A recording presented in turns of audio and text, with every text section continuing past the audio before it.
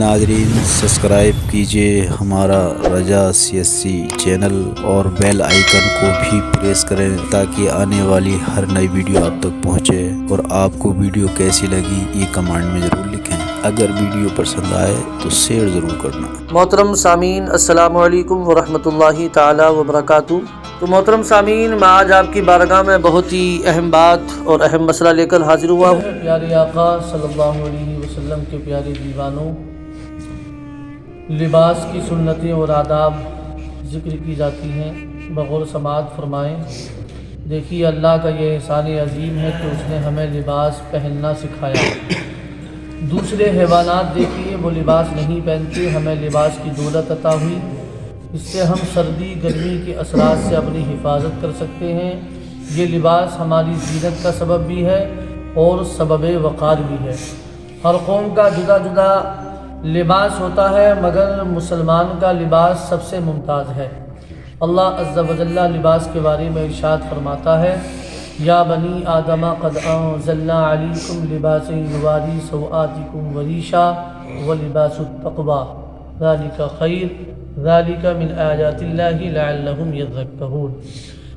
اے آدم کی اولاد، بے شک ہم نے تمہاری طرف ایک لباس وہ اتارا کہ تمہاری شرم کی چیزیں چھپائے، اور ایک وہ کہ تمہاری آرائش ہو، اور پرہیزگاری کا لباس وہ سب سے بھلا، یہ اللہ کی نشانیوں میں سے ہے کہ کہیں وہ نصیحت مانے۔ لباس تقویٰ سے مراد ایمان و حیا ہے، نیک عادتیں اور نیک عمل ہے۔ تو پیارے اسلامی بھائیوں، اس آیت مقدسہ میں لباس تقویٰ یعنی پرہیزگاری کا لباس کی ترغیب دلائی گئی ہے، اور ظاہر ہے لباس تقویٰ صرف اور صرف وہی ہو سکتا ہے جو ہمارے پیارے آقا صلی اللہ علیہ وآلہ وسلم نے تعلیم فرمایا ہے۔ مگر سنت کے مطابق زندگی گزارے کون؟ انگریز مسلمان کی نقل کرے یا نہ کرے، مسلمان انگریزی فیشن کو کیسے چھوڑ سکتا ہے؟ خدائے مہربان ایک دوسرے مقام پر ارشاد فرماتا ہے، واللہ جعل لکم مما خلق ظلالا وجعل لکم من الجبال اکنانا وجعل لکم سرابیل تقیکم الحر وسرابیل تقیکم بأسکم۔ اور اللہ نے تمہیں اپنی بنائی ہوئی چیزوں سے سائے دیے، اور تمہارے لیے پہاڑوں میں چھپنے کی جگہ بنائی، اور تمہارے لیے کچھ پہناوے بنائے کہ تمہیں گرمی سے بچائے، اور کچھ پہناوے کہ لڑائی میں تمہاری حفاظت کریں۔ اللہ تبارک و تعالیٰ کی دی ہوئی نعمتیں کھاؤ پیو، اللہ کے دیے ہوئے مال سے خوش دلی کے ساتھ احسان جتائے بغیر، نام نمود کی خواہش کے بغیر صدقہ کرو، اور ایسا لباس نہ پہنو جس میں تکبر بھی شامل ہو۔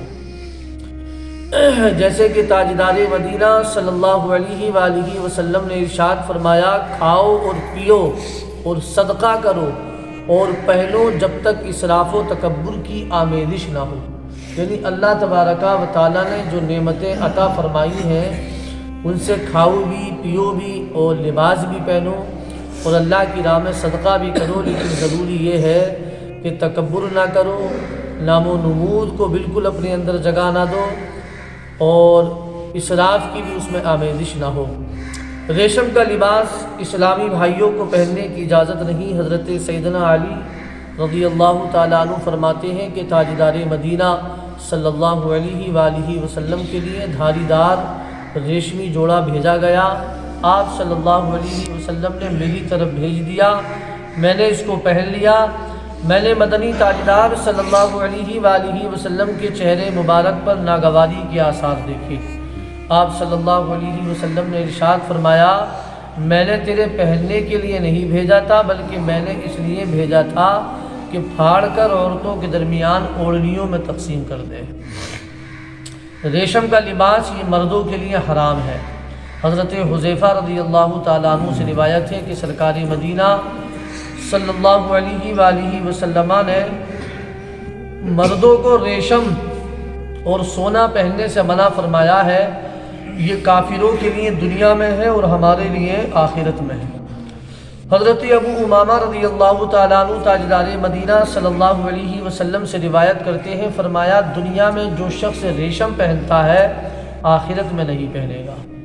इमामा का किनारा, कुर्ते की आस्तीन, टोपी का किनारा वगैरह रेशम का हो, वो 4 उंगल से ज़ायद ना हो तो हरज नहीं, जैसे कि हदीस पाक में है। हज़रत सैयदना उमर फ़ारूक आज़म रज़ियल्लाहु ताला अन्हु ने मकाम जाबिया पर खुतबा इरशाद फरमाया और कहा कि सरकारी मदीना सल्लल्लाहु अलैहि वसल्लम ने रेशम पहनने से मना फरमाया है, मगर 2 या 3 या 4 उंगलियों की मकदार जायज़ है। दोस्तों पर बड़ाई जताने के लिए नित नए फैशन अपनाने वाले गौर से पढ़ें, फैशन परस्तों जो है वो ख़बरदार हो जाएं। हज़रत सैयदना अब्दुल्लाह इब्न उमर रज़ियल्लाहु ताला अन्हु से रिवायत है कि ताजदार मदीना सल्लल्लाहु अलैहि वसल्लम ने इरशाद फरमाया, दुनिया में जिसने शोहरत का कपड़ा पहना, क़यामत के दिन अल्लाह उसको ज़िल्लत का कपड़ा पहनाएगा। यानी दुनिया में जो लिबास इस नीयत के साथ अच्छा पहने कि मेरी शोहरत हो, मेरी बड़ाई हो, लोगों में मेरा चर्चा हो, तो देखिए किस कदर सख्त वईद है। तिरमिज़ी शरीफ की ये हदीस पाक है कि जिसने शोहरत का कपड़ा दुनिया में पहना, क़यामत के दिन अल्लाह उसको ज़िल्लत का कपड़ा पहनाएगा। अबू उमामा अयास बिन सालबा से रिवायत है, ताजदार मदीना सल्लल्लाहु अलैहि वसल्लम ने इरशाद फरमाया, क्या तुम सुनते नहीं कि जीनत को तर्क कर देना ईमान से है। मुतज़क्किरा वाला अहादीस पाक में जीनत से रोका गया है, नीज़ लिबास शोहरत की ममानात फरमाई गई है। लिबास शोहरत से मुराद ये है कि तकब्बुर के तौर पर अच्छे कपड़े पहने या ऐसा लिबास जिससे लोग उसे सूफ़ी समझें। लोगों को समझाना भी अब यहाँ बड़ा दुश्वार है। लोग खुद ही शौक़ से बल्कि हैरत है कि अपने हाथ से अपने नाम के आगे सूफ़ी लिखने लगे हैं। नाराज़ ना हो, सच्ची बात कड़वी तो लगती है, ज़रा सोचें, यकीनन ये अपने मुँह अपनी तारीफ़ है। याद रखें, जो अपने आप को सूफ़ी कहे वो तो सूफ़ी हो ही नहीं सकता, क्योंकि तसव्वुफ़ में तो अपनी ज़ात को छुपाया जाता है और अपने सूफ़ी होने का ऐलान तो तसव्वुफ़ का खून है। इसकी तफसील दीगर किताबों में भी है। इस्लामी भाई गौर करें कि आज बदकिस्मती से कौन ऐसा है जो सादा लिबास पहनता है। अंग्रेज़ी लिबास आम है और माज़अल्लाह ऐसा तंग लिबास आजकल तो पहना जाता है कि जिन आज़ा को हमें छुपाने का हुक्म दिया गया है उनकी सरेआम फ़ख्रिया नुमाइश कराई जाती है। सादगी अपनाइए कि हदीस पाक में आता है, ताजदार मदीना सल्लल्लाहु अलैहि वसल्लम ने इरशाद फरमाया, जो बावजूद कुदरत अच्छे कपड़े पहनना तवाज़ो आजिज़ी के तौर पर छोड़ दे, अल्लाह तबारका व तआला उसको करामत का हुल्ला यानी जन्नती लिबास पहनाएगा। सादगी ज़रूर अपनाएं, लेकिन साथ में ये भी याद रखें कि सफाई की भी बड़ी अहमियत है। सादगी का ये मकसद नहीं है कि ऐसी गंदे कपड़े पहने और बाल बिखरे नहीं, ये सादगी की पहचान नहीं है, बल्कि सफाई को भी बड़ी अहमियत है। इतनी भी लापरवाही नहीं होनी चाहिए कि लोग आपसे भीख खाकर दूर दूर भागें। चुनांचे हदीस पाक में आता है, हज़रत जाबिर रज़ियल्लाहु ताला अन्हु से मरवी है, कहते हैं कि सरकार मदीना सल्लल्लाहु अलैहि वसल्लम हमारे यहाँ तशरीफ़ लाए। एक शख्स को परागंदा देखा जिसके बाल बिखरे हुए थे, लिबास गंदा था। इरशाद फरमाया, इसको कोई ऐसी चीज़ नहीं मिलती जिससे बालों को इकट्ठा कर ले। और दूसरे शख्स को मैले कपड़े पहने हुए देखा तो इरशाद फरमाया, क्या ऐसी चीज़ नहीं मिलती जिससे तू कपड़े धो ले। तो प्यारे प्यारे इस्लामी भाइयों, अत्तहारतु निस्फुल ईमान, मेरे आका का फरमान है कि सफाई सुथराई जो है ये निस्फुल ईमान है। सफाई सुथराई को अल्लाह के रसूल ने बड़ा पसंद फरमाया है। लिहाजा सादगी का मकसद ये नहीं है कि हम गंदे मैले कपड़े पहने, बल्कि साफ़ सुथरे और अच्छे कपड़े पहने। ये मेरे आका ताजदार कौनो मक्का सल्लल्लाहु अलैहि वसल्लम की तालीम है। लिहाजा तकब्बुर की नीयत पर बहुत ज़्यादा कीमत के कपड़े पहनना कि लोगों में मेरी शान ज़ाहिर हो, इसकी ममानात है। सफ़ेद लिबास हमारे प्यारे आका सल्लल्लाहु अलैहि वसल्लम को सबसे ज़्यादा पसंद है। लिहाजा हो सके तो सफ़ेद लिबास को अपनाएं। तो प्यारे प्यारे इस्लामी भाइयों, ये चंद रिवायात लिबास के ताल्लुक़ से ज़िक्र हुई। मज़ीद इंशाअल्लाह कल गुफ्तगू होगी। रब्बे काबा की बारगाह में दुआ है, मालिक मौला हम सबको प्यारे मुस्तफ़ा सल्लल्लाहु अलैहि वसल्लम की तमाम सुन्नतों पर अमल करने की तौफ़ीक़ अता फ़रमाए। प्यारे आका सल्लल्लाहु अलैहि वसल्लम के प्यारे दीवानों, लिबास पहनने की सुन्नतें और आदाब, इसी से मुताल्लिक़ा गुफ्तगू चल रही थी। بعض روایات آپ کے سامنے پیش ہوئی، مزید آپ اور سماعت فرمائیں۔ سفید لباس جو ہے یہ ہمارے آقا سرکار دو عالم صلی اللہ علیہ وسلم کو پسند ہے۔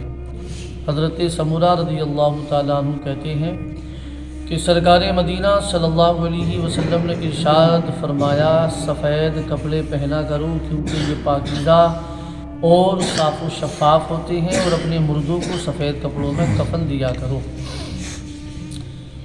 حضرت ابو درداء رضی اللہ تعالیٰ عنہ کا بیان ہے کہ تاجدار مدینہ صلی اللہ تعالیٰ علیہ وسلم نے ارشاد فرمایا، اللہ تبارک و تعالیٰ کی ملاقات کے لیے مسجدوں اور قبروں میں تمہارے لیے سب سے بہترین لباس سفید لباس ہے۔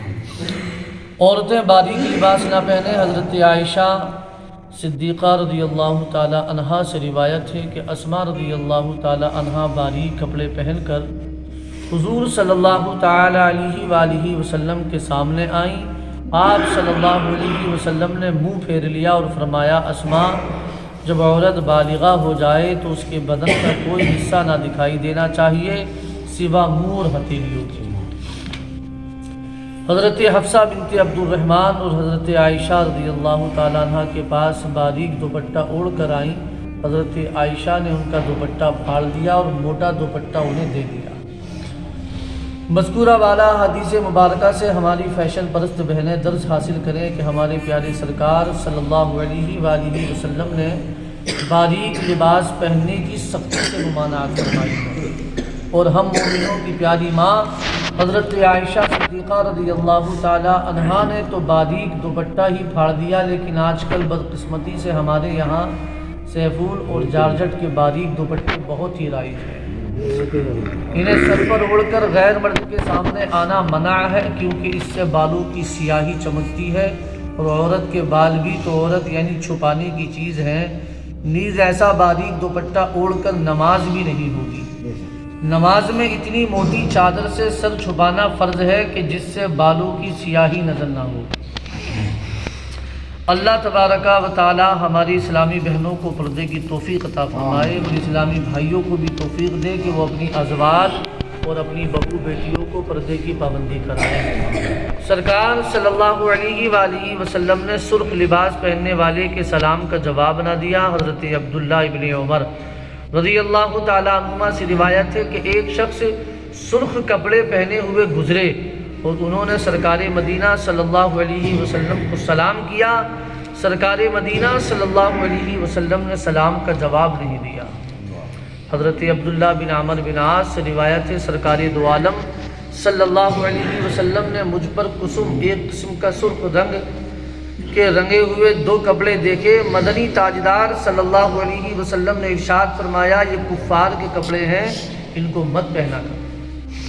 کرتا پہننا یہ سنت ہے۔ کرتا شریف سرکار مدینہ صلی اللہ علیہ وسلم کو بے حد پسند تھا، جیسا کہ سیدہ ام سلمہ رضی اللہ تعالیٰ عنہ نے فرمایا کہ سرکار مدینہ صلی اللہ علیہ وآلہ وسلم کو کرتے سے زیادہ کوئی لباس محبوب نہ تھا۔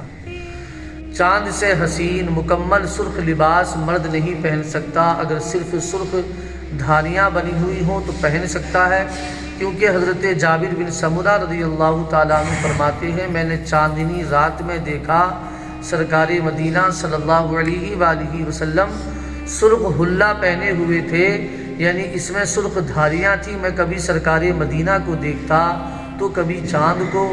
سرکار مدینہ صلی اللہ علیہ وسلم میرے نزدیک چاند سے زیادہ حسین تھے۔ آسماں کے چاند میں تو پھیکا پھیکا نور ہے، آ گیا وہ نور والا جس کا سارا نور ہے۔ چاند کی طرح ان کو ہم کہیں تو مجرم ہیں، کیونکہ ان کی چوکھٹ پر چاند خود سوالی ہے۔ سرکار مدینہ صلی اللہ علیہ وآلہ وسلم کے پیراہان اقدس کا دھوبن بغرض شفا پلایا جاتا تھا، چنانچہ حضرت سیدہ اسماء بنت ابی بکر رضی اللہ تعالی عنہما سے روایت ہے، انہوں نے ایک کسروانی جبہ نکالا جس کا گریبان دیباج کا تھا اور دونوں چاکوں میں دیباجوں کی گوٹ لگی ہوئی تھی، اور یہ کہا کہ سرکار مدینہ صلی اللہ علیہ وآلہ وسلم کا جبہ مبارک ہے جو حضرت عائشہ صدیقہ رضی اللہ تعالی عنہا کے پاس تھا۔ جب حضرت سیدہ عائشہ صدیقہ رضی اللہ تعالیٰ عنہ کا انتقال ہو گیا، میں نے لے لیا، سرکار مدینہ صلی اللہ علیہ وسلم اسے پہنا کرتے تھے اور ہم اسے دھو کر بیماروں کو بغرض شفا پلاتے تھے۔ سبحان اللہ۔ کرتے کی آستین کی لمبائی حضرت اسماء بنت یزید بن سکر انصاریہ رضی اللہ تعالیٰ عنہ فرماتی ہیں کہ سرکار مدینہ صلی اللہ علیہ وآلہ وسلم کے کرتے کی آستین کلائی تک تھی۔ دائیں طرف سے شروع کرنا سنت ہے۔ میرے آقا حضور رحمت للعالمین صلی اللہ علیہ وسلم لباس سیدھی طرف سے پہننا شروع کرتے۔ حضرت ابو ہریرہ فرماتے ہیں تاجدار مدینہ صلی اللہ علیہ وسلم کرتا شریف پہنتے وقت دائیں طرف سے ابتدا فرماتے۔ حضرت ابو ہریرہ سے روایت ہے کہ حضرت عائشہ صدیقہ رضی اللہ تعالی عنہا نے ہماری طرف ایک پیوند دار چادر اور ایک تہمند نکالا اور کہا تاجدار مدینہ صلی اللہ علیہ وآلہ وسلم نے ان دو کپڑوں میں وصال فرمایا ہے۔ پاجامہ ٹخنوں کے اوپر رکھنا سنت ہے۔ حضرت ابو سعید خدری رضی اللہ تعالیٰ عنہ سے روایت ہے کہ سرکار مدینہ صلی اللہ علیہ وسلم سے سنا فرماتے تھے مومن کے تہمند باندھنے کی پسندیدہ حالت آدھی پنڈلیوں تک ہے اور آدھی پنڈلی سے لے کر ٹخنے تک کوئی گناہ کی بات نہیں، اگر اس سے نیچے ہو وہ آگ میں ہے۔ اس بات کو آپ صلی اللہ علیہ وسلم نے تیر مار فرمایا۔ اور تکبر کے طور پر جو شخص اپنی چادر دراز کرتا ہے قیامت کے دن اللہ تبارک و تعالیٰ اس کی طرف نہیں دیکھے گا۔ یعنی اگر کوئی تکبراً اپنا پاجامہ یا تہمند نیچا کرتا ہے اپنی بڑھائی ظاہر کرنے کے لیے، اپنے آپ کو اونچا دکھانے کے لیے، تو یہ ایک طرح سے تکبر ہے۔ جو اس نیت کے ساتھ اپنے پاجامے کو لمبا کرے یا تہمند کو بڑا کرے تب اس کے لیے یہ سخت وعید ہے، اور اگر کوئی تکبر کے طور پر نہیں، اس کا پاجامہ ویسے ہی جو ہے نیچا ہو گیا، تب اس سخت وعید میں وہ گرفتار نہیں ہوگا۔ تو پیارے پیارے میٹھے میٹھے اسلامی بھائیوں، یہ چند روایات پیش ہوئی۔ اللہ تبارک و تعالیٰ کی بارگاہ میں دعا ہے ہم سب کو سنت کے مطابق لباس پہننے کی توفیق عطا فرمائے اور مصطفیٰ جان رحمت کی تمام تر سنتوں پر عمل کرنے کی توفیق عطا فرمائے۔ درود پاک پڑھیں۔ اللہم صلی علی سیدنا و مولانا محمد و بارک وسلم صلو علیہ وسلم علیہ یا رسول اللہ۔ مجھے امید ہے انشاءاللہ العزیز میرا یہ پیغام تمام لوگوں کے پاس پہنچے گا، تو تمامی حضرات اس بات پر عمل کریں، اور ساتھ ہی ساتھ میں یہ ریکویسٹ بھی کروں گا آپ سے کہ ہمارا یہ پیغام جو ہے آپ سینڈ کرتے رہیں تاکہ دوسرے لوگوں تک بھی یہ بات پہنچے۔